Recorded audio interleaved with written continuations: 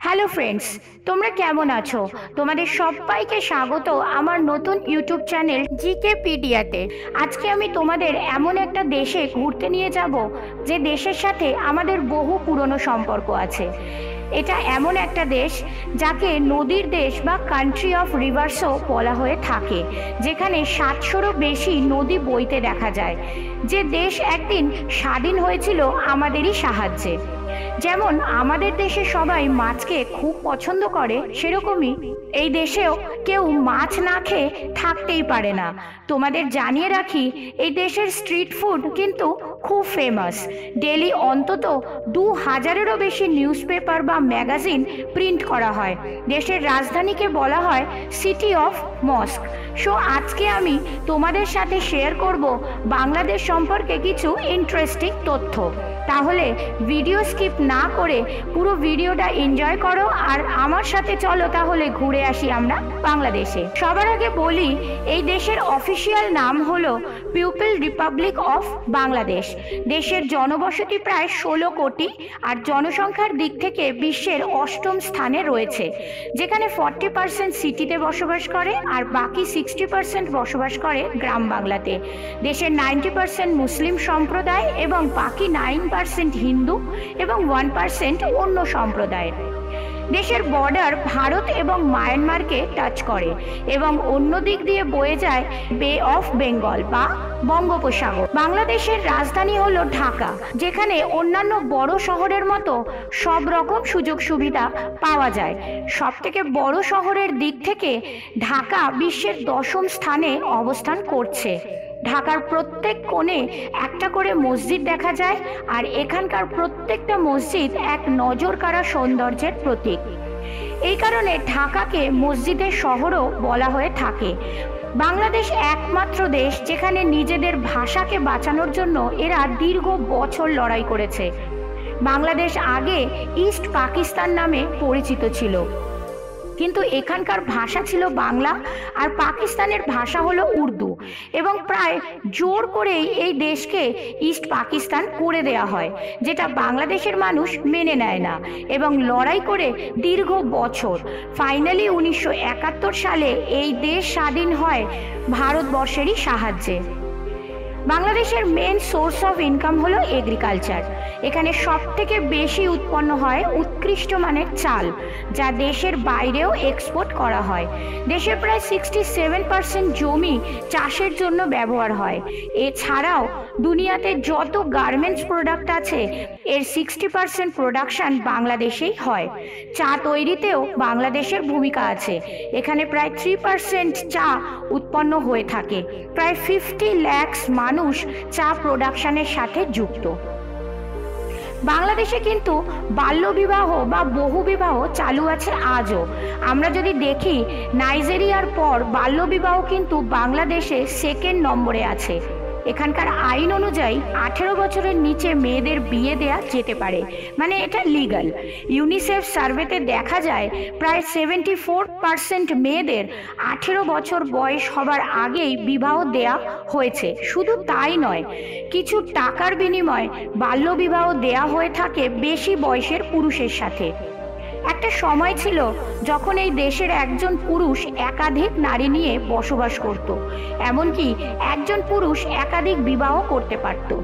এই ছিল তখনকার সমাজ ব্যবস্থা।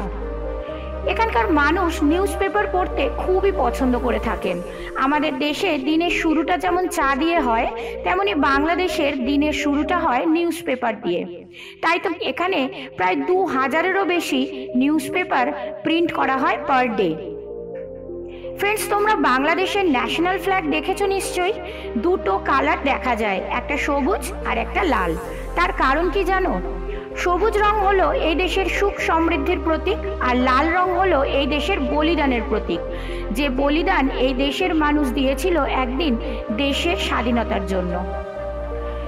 দুনিয়ার সব থেকে বড় চিরসবুজ সুন্দরবন দেখা যায় ভারত আর বাংলাদেশেই, যার 40% ভারতে অবস্থান করে আর 60% পাওয়া যায় বাংলাদেশে। সুন্দরী গাছে ঘেরা এই সুন্দরবনকে ওয়ার্ল্ড অফ হেরিটেজ সাইটের অন্তর্গত তালিকাতে নথিভুক্ত করা হয়েছে। সুন্দরবন বাংলার শান রয়্যাল বেঙ্গল টাইগারের জন্য বিখ্যাত। বাংলাদেশকে কান্ট্রি অফ রিভার্সও বলা হয়ে থাকে, তার কারণ এই দেশে প্রায় 700-রও বেশি নদী বইতে দেখা যায়। এশিয়ার 3টি নদী গঙ্গা, মেঘনা আর ব্রহ্মপুত্র এই দেশের ওপর দিয়েই বইতে দেখা যায়। এর ফলস্বরূপ কিছু ক্ষয়ক্ষতি হতেও দেখা যায়, যেমন প্রত্যেক বছর বাংলাদেশে আসে ভয়ানক বন্যা, যা এই দেশের অর্থনৈতিককে একেবারে ক্ষতিগ্রস্ত করে দেয়। তবে হ্যাঁ, বন্যার সময় বাংলাদেশে এক অভিনব জিনিস দেখা যায়, আর সেটা হলো বোট স্কুল। বন্যার কারণে যাতে ছেলে মেয়েদের পড়াশোনার কোনো ক্ষতি না হয় তার জন্য এই কনসেপ্ট। বলা বাহুল্য যে এতে এই দেশ খুব বড় সাফল্য অর্জন করেছে। বাংলাদেশের যদি কোনো জিনিস তোমাদের খারাপ লেগে থাকে সেটা হলো এই দেশের আবর্জনা খুব বেশি পরিমাণে দেখা যায়, যা সাধারণ মানুষেরও অসুবিধার কারণ হয়ে দাঁড়াচ্ছে, কিন্তু এর জন্য কোনো পরিবর্তন হচ্ছে না। এছাড়াও এই দেশের ট্রাফিক ব্যবস্থা খুব খারাপ, যা সাধারণ মানুষের অসুবিধার আরও একটা কারণ। এখানে জায়গায় জায়গায় খুব বেশি পরিমাণে ট্রাফিক দেখা যায়। সাইকেল আর রিক্সার কারণে এখানে ভয়ানক জ্যাম হয়ে যায়, যা দৈনন্দিন জীবনকে অসুবিধার মধ্যে ফেলে দেয়। এই দেশ ছোট হতে পারে, কিন্তু এই দেশে 17টা এয়ারপোর্ট দেখা যায়, তাই বাই এয়ার যাতায়াতের কোনো অসুবিধা হয় না। এছাড়া বাংলাদেশে দেখা যায় 120 কিলোমিটারের একটা সি বিচ, যা বাজার বিচ নামেও বিখ্যাত। বাংলাদেশে ক্রিকেট এখন খুবই প্রচলিত। ক্রিকেট এখানকার মানুষের হৃদয় বাস করে। বাংলাদেশের টিম খুব কম সময়ের মধ্যে দুর্দান্ত পারফরমেন্স দিয়ে ইন্টারন্যাশনাল লেভেলে নিজেদের জায়গা করে নিয়েছে। ফ্রেন্ডস, আমাদের প্রতিবেশী দেশ বাংলাদেশ একটা পর্যটন কেন্দ্র হিসেবেও পরিচিত। এখানে দর্শনীয় স্থান অনেক আছে, এই কারণে এই দেশকে পর্যটন কেন্দ্র হিসেবে ধরা হয়। এবার আসি তোমাদের জন্য কি কি দেখার আছে বাংলাদেশে, চলো দেখা যাক। নাম্বার 1, ঢাকা। ঢাকা বাংলাদেশের সবথেকে বড় শহরের মধ্যে অন্যতম। গঙ্গা নদীর তীরে অবস্থিত ঢাকা শহরটি পর্যটকদের আকর্ষণ করে। এখানে picnic spot, forest, river craft, country boat দেখা যায়। পুরাতন আর নতুনের সমাগম এই শহর ঢাকা খুব তাড়াতাড়ি আধুনিক শহরে ডেভেলপ করছে। সাংস্কৃতিক, বাণিজ্যিক এবং শিক্ষার দিক দিয়ে এই শহর মুখ্য কেন্দ্র। ঢাকাকে মসজিদের শহরও বলা হয়ে থাকে। নেক্সট, সুন্দরবন। বাংলাদেশের সবথেকে বড় ট্যুরিস্ট অ্যাট্রাকশন হলো সুন্দরবন। সুন্দরবন এক অংশ বাংলাদেশে, সুন্দরবনের এক অংশ আমাদের দেশেও আছে। অ্যাকচুয়ালি সুন্দরবন ভারত আর বাংলাদেশের বর্ডারে অবস্থিত। এই সুন্দরবনে রয়্যাল বেঙ্গল টাইগার এখানকার ন্যাশনাল অ্যানিম্যাল হিসেবে পরিচিত। এই সুন্দরবন যাত্রা কিন্তু এক অভিনব যাত্রা হয়ে থাকে। Next is Chittagong. চট্টগ্রাম এক ঐতিহাসিক জায়গা হিসেবে বিখ্যাত। ইতিহাসের পাতায় এই শহরের নাম কিন্তু বারবার উল্লেখিত আছে। আমরা স্বাধীনতা সংগ্রামী মাস্টারদা সূর্য সেনকে এখান থেকে পেয়ে থাকি। চট্টগ্রামের সৌন্দর্য নিয়ে বলার কিছু নেই, এক অভিনব সৌন্দর্য এখানে দেখা যায়। এখানকার পাহাড়, ঝিল, প্রাকৃতিক সৌন্দর্য সকলের নজর কাড়ে। যে একবার চট্টগ্রামে আসবে সে বারবার আসতে চাইবে।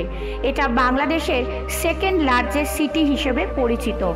এই শহরকে গেটওয়ে অফ বাংলাদেশও বলা হয়ে থাকে।